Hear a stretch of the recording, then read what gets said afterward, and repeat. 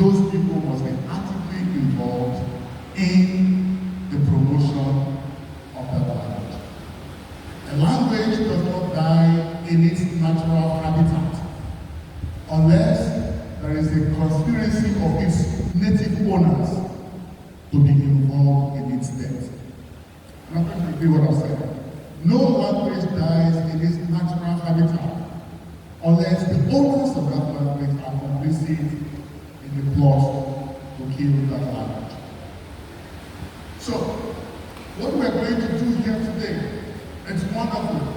But much more than that, the greater business is going to be how we're able to translate knowledge and systems of knowledge and operationality to the advancement of the development of our local languages.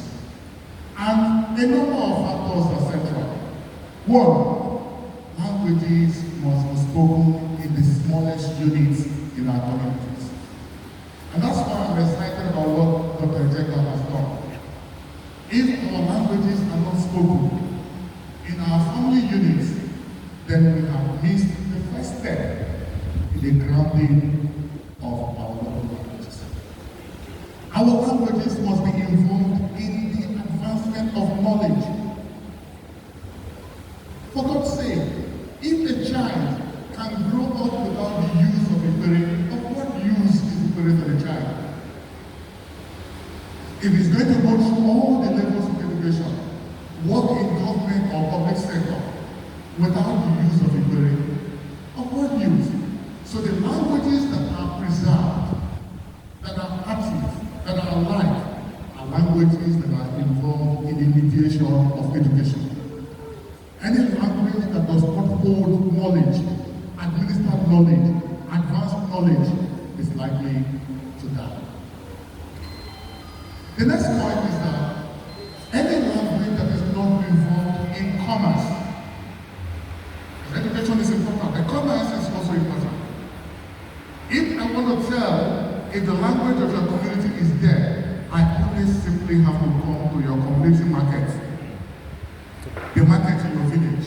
If I come to the market in your village and the dominant language is Pidgin or English, it means that your community has missed a vital step in the preservation of language. Every language that will survive must be a bearer of literature. Orality is fantastic, but textualizing language is key. And the poem might not be anything to you, a play might not be anything to you, a story might not be anything to you, but those forms of art are timeless monuments for the preservation of a language. And any language that will survive must learn to create literature in it, whether in original form or in translation. And it is not a shame that Things Fall Apart, which is the most successful African novel, has many translations around the world, but there isn't a translation in Igbo, its native cultural context. That is not only the fault of the writer, it is the fault of every educated person within that cultural space who has not seen the need that the literature text that has been produced of such significance in their community has to be created or recreated in the form of their language. Final point I want to make is that any language that is not involved in administration or politics is a language that will die. Because languages are in convention. Every language of power is involved in administration and politics.